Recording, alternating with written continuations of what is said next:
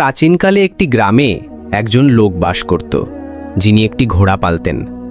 সেই লোকের 4টি ছেলে ছিল। বাবার কাছে তারা 4জনই প্রিয় ছিল, কিন্তু তারা ছিল প্রথম শ্রেণীর বোকা। যখন সেই লোক মারা গেল, তখন তার ছেলেরা পরস্পরের সঙ্গে পরামর্শ করে বলল, বাবা তো এই দুনিয়া থেকে চলে গেছে, এখন এই ঘোড়াটাকে কে পালবে? তারা একসঙ্গে সিদ্ধান্ত নিল যে ঘোড়াটাকে কেটে নিজেদের মধ্যে ভাগ করে নেবে, আর প্রত্যেক ভাইয়ের ভাগে ঘোড়ার একটি করে পা আসবে। কিন্তু তাদের জন্য সমস্যা হলো এই যে ঘোড়ার বাকি শরীরটাকে কিভাবে ভাগ করা যায়। তারা ঘোড়ার পাশে দাঁড়িয়ে এই হিসাব নিকাশ করছিল। এমন সময় একজন লোক সেখান দিয়ে যাচ্ছিল। সেই 4 ভাইয়ের কাছে জিজ্ঞাসা করল, ভাইয়েরা, তোমরা কোন বিষয়ে নিজেদের মধ্যে ঝগড়া করছো? আমাকে বলো, হয়তো আমি তোমাদের সমস্যার কোনো সমাধান বের করতে পারি। 4 ভাইয়ের মধ্যে একজন উত্তর দিল, আমরা 4 ভাই, আপনি আমাদের বলুন, আমরা এই ঘোড়াটাকে নিজেদের মধ্যে সমানভাবে কিভাবে ভাগ করব? সেই লোক বলল, এটা তো খুব সহজ। এমন করো, এই ঘোড়াটাকে বিক্রি করে দাও, আর যে টাকা পাবে তা নিজেদের মধ্যে ভাগ করে নাও। 4 ভাই এই কথায় রাজি হয়ে গেল এবং ঘোড়া বিক্রি করতে শহরের দিকে রওনা হলো। পথে তারা একটি জঙ্গলের মধ্যে দিয়ে যাচ্ছিল। সেখানে রাত হয়ে গেল।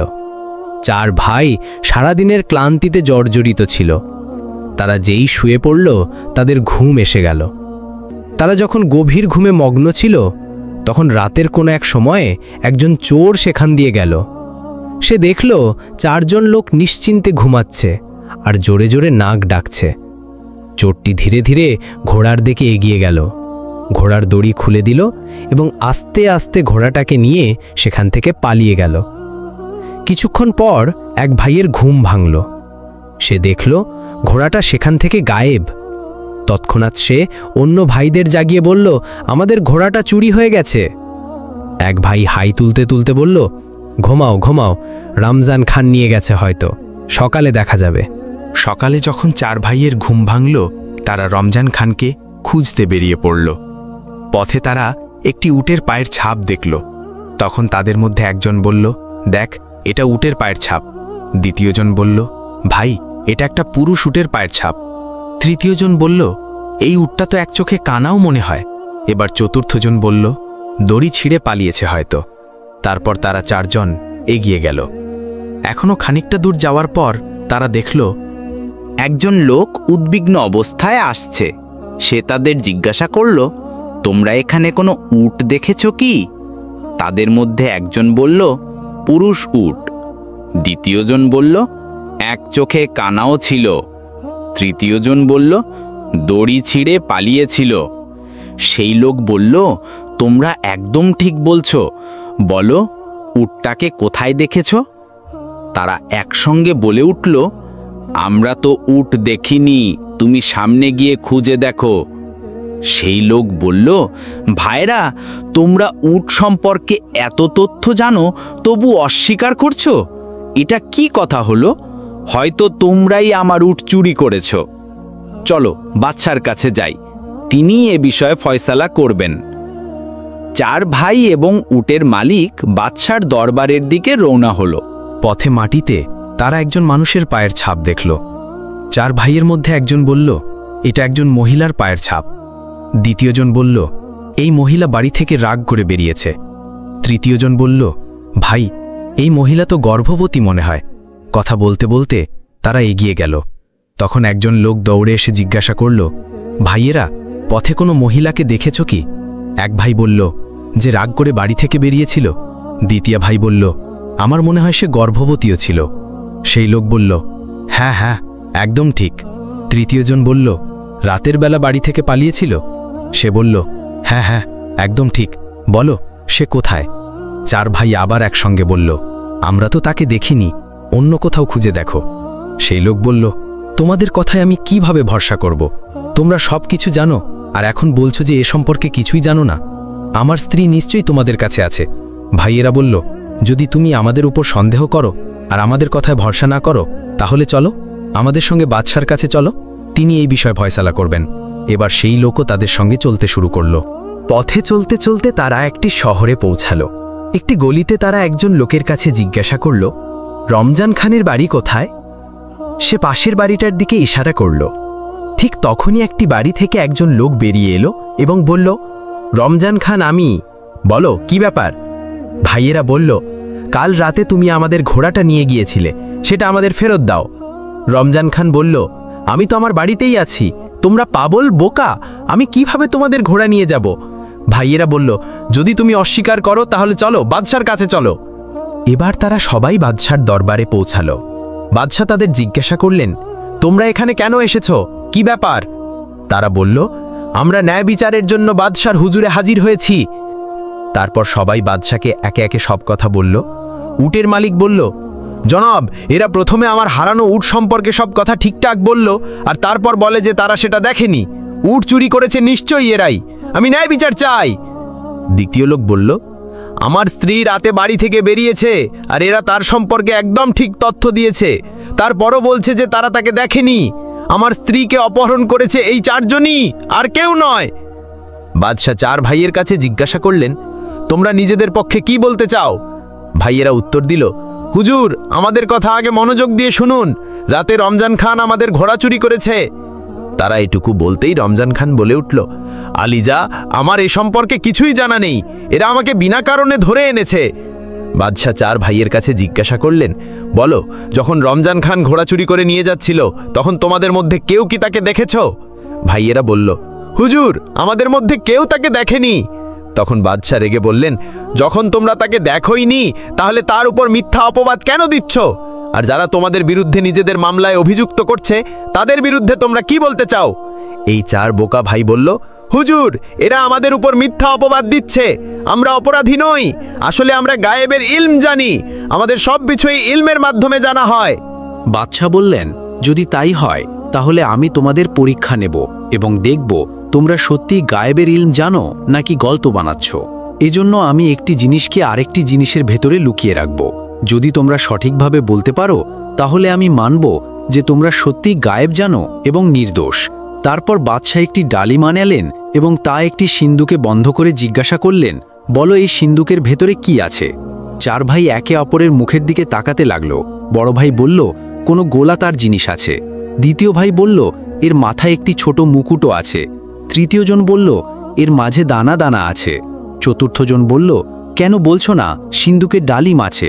এবার বাদশার বিশ্বাস হলো যে এই ভাইয়েরা সত্যবাদী এবং তারা গায়েবের ইলম জানে। বাদশাহ রমজান খানকে বললেন, এই ভাইয়েদের ঘোড়া ফেরত দাও, নয়তো এর মূল্য পরিশোধ করো। আর অন্যদের বললেন, তোমরা গিয়ে তোমার উট আর তুমি তোমার স্ত্রীকে খুঁজে বের করো, কারণ এই ভাইয়েরা সত্যি গায়েবের ইলম জানে।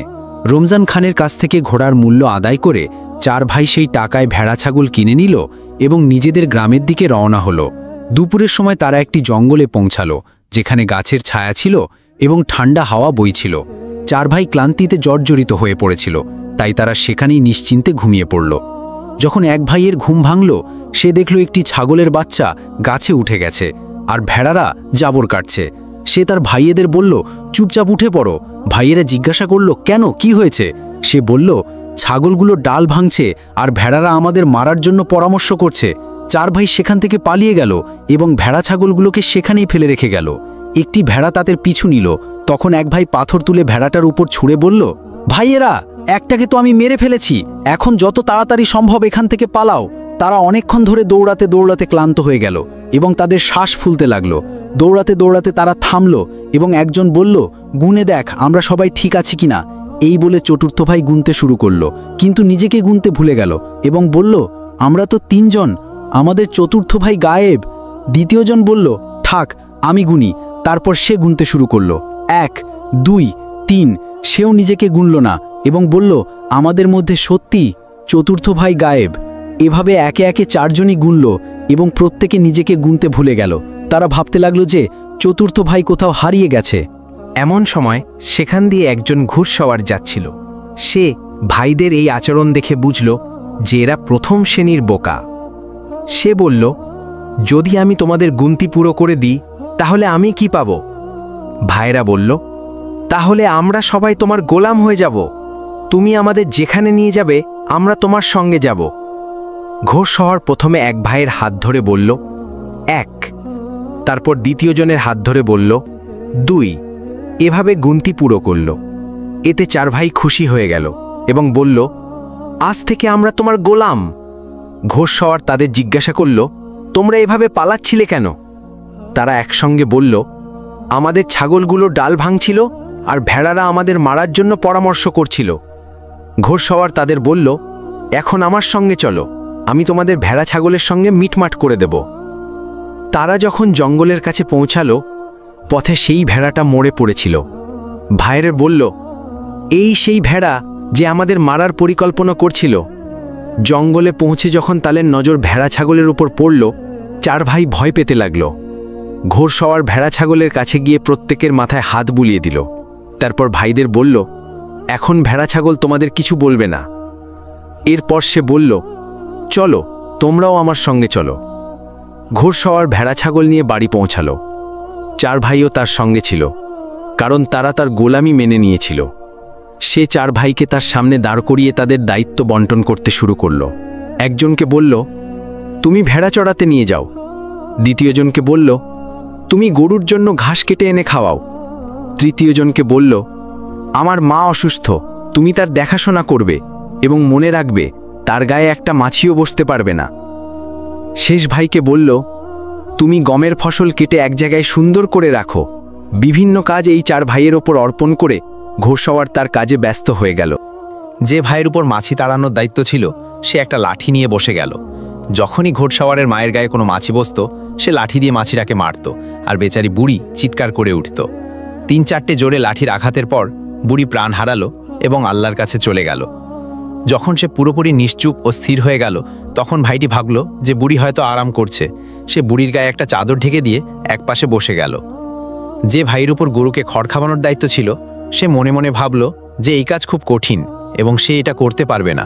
তাই সে তৎক্ষণাৎ 2টো গরু জবাই করে তাদের মুখ খড় ও ভুসিতে গুজে দিল, যাতে তারা নিজেরাই খেতে থাকে। গমের ফসলের দায়িত্বে থাকা ভাই ভাবল এটা খুব বড় এবং কঠিন কাজ, তাই সে গমের ফসল জ্বালিয়ে দিল। যে ভাই ভেড়া নিয়ে গিয়েছিল সে ভেড়া চড়াচ্ছিল। হঠাৎ সেখানে নেকড়ে এসে ভেড়াগুলোকে একে একে খেতে শুরু করলো। সে ভাবল এই গ্রামের কুকুরগুলো বেচারা কত ক্ষুধার্ত, আর মনে হয় তাদের মালিক তাদের খাবার জন্য কিছু দেয় না। সে ভেড়াগুলোকে সেখানেই ছেড়ে দিয়ে নিজে বাড়ি ফিরে এলো। দুপুরে যখন ঘোড়সওয়ার বাড়ি ফিরল, সে এক ভাইকে জিজ্ঞাসা করল, তুমি কি আমার মায়ের ভালো করে খেদমত করেছো? সে ভাই বলল, জনাব, আপনি কি জিজ্ঞাসা করছেন? যখন থেকে আপনি গেছেন তিনি আরাম করছেন। ঘোড়সওয়ার যখন চাদর তুলে দেখল, তখন তার মায়ের মুখ রক্তে ভেজা এবং তিনি মারা গেছেন। ঘোড়সওয়ার কাঁদতে কাঁদতে ভাবল অন্য ভাইদেরও খবর নেওয়া যাক, কে জানে তারা কি কি করেছে। সে গরুর দায়িত্বে থাকা ভাইকে জিজ্ঞাসা করল, তুমি কি করেছো? সে বলল, এখনো গরুদের মুখ ভুসিতে গুজে রেখেছি যাতে তাদের পেট ভালোভাবে ভরে, তারা নিজেরাই খাচ্ছে। ঘোড়সওয়ার যখন দেখল গরুদের মাথা কাটা এবং ভুসিতে গোজা, এরপর সে ফসলের দায়িত্বে থাকা ভাইকে জিজ্ঞাসা করল, তুমি কি ফসল কেটেছো? সে খুশি হয়ে বলল, আমার মনে হলো আপনার মা বুড়ি, তিনি কিভাবে রুটি রান্না করবেন, তাই আমি গমটা ভেজে দিয়েছি। ঘোড়সওয়ার যখন দেখল তার পুরো গমের ফসল পুড়ে গেছে, এবার ঘোড়সওয়ার শেষ ভাইকে জিজ্ঞাসা করল, ভেড়া ছাগল কোথায়? সে বলল, এই শহরের কুকুরগুলো খুব ক্ষুধার্ত, আজ পর্যন্ত আমি এমন ক্ষুধার্ত কুকুর দেখিনি। তারা এসে ছাগল খেতে শুরু করলো, আমি তাদের খেতে দিয়েছি এবং তাদের বাধা দেওয়ার চেষ্টা করিনি। ঘোড়সওয়ার সবার কথা শুনে মাথায় হাত দিল এবং 4 জনকে ডেকে বলল, তোমরা আমাকে এমন ক্ষতি করেছ যে আমার আগামী প্রজন্ম এটা মনে রাখবে। তোমরা আমার মাকে মেরে ফেলেছ এবং আমার ব্যবসা ধ্বংস করে দিয়েছ। যাই হোক, তোমরা ভোলা এবং বোকা, তাই আমি তোমাদের মাফ করে দিচ্ছি। এখন তোমরা এমন করো, একটা বেলচা নিয়ে কবরস্থানে যাও এবং সেখানে এমন একটা কবর তৈরি করো যা কানের সমান গভীর হবে। 4 ভাই কবর খোঁড়ার জন্য কবরস্থানে রওনা হলো এবং সেখানে পৌঁছে একজন বেলচা দিয়ে মাটি খুঁড়ল। দ্বিতীয় ভাই তার কান সেখানে রেখে বলল, এই কবর তো কানের চেয়ে বড় হয়ে গেছে। বাকি ভাইয়েরা তাদের কান কবরের চিহ্নে রেখে বলল, এই কবর তো কানের চেয়ে বড় হয়ে গেছে। তারা ভাবল ঘোড়সওয়ার ইতিমধ্যেই কাদের উপর রাগান্বিত, আর যদি কবরটা বড় হয়ে যায় তাহলে আরও বেশি রাগ করবে। তারা কবরটা সেখানেই ফেলে রেখে বাড়ি ফিরে গেল, ভেবে যে কবর তৈরি হয়ে গেছে। ঘোড়সওয়ার অবাক হলো যে এরা এত তাড়াতাড়ি ফিরে এলো কিভাবে। সে জিজ্ঞাসা করল, তোমরা কি কবর খুঁড়েছ নাকি এমনিই ফিরে এসেছ? এক ভাই বলল, জনাব, এটা তো কোনো কঠিন কাজ ছিল না, আমরা কবর খুঁড়ে ফিরেও এসেছি।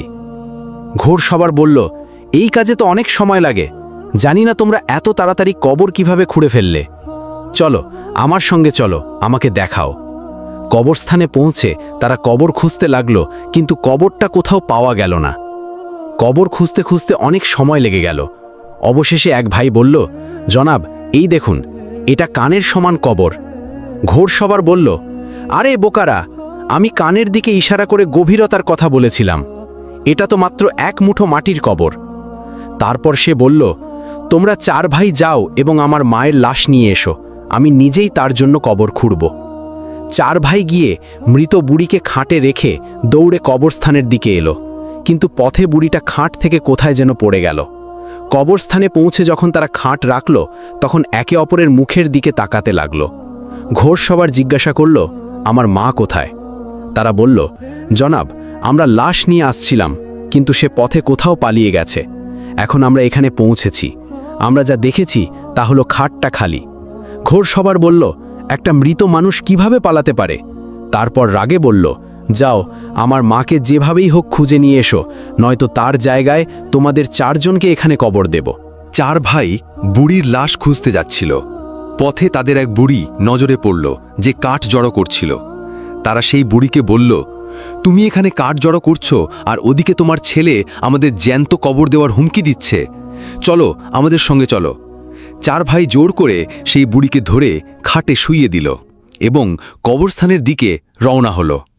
বেচারি বুড়ি চিৎকার করতে লাগল, কিন্তু ভাইয়েরা কিছুই শুনল না।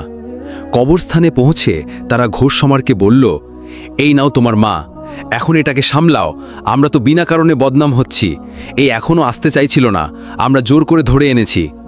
ঘোড়সওয়ার বুড়িকে দেখে তার কাছে ক্ষমা চাইল এবং বলল, এরা আমার বুড়ি মায়ের লাশ কোথায় যেন হারিয়ে ফেলেছে আর তার জায়গায় তোমাকে তুলে এনেছে, আমি এর জন্য ক্ষমা চাই।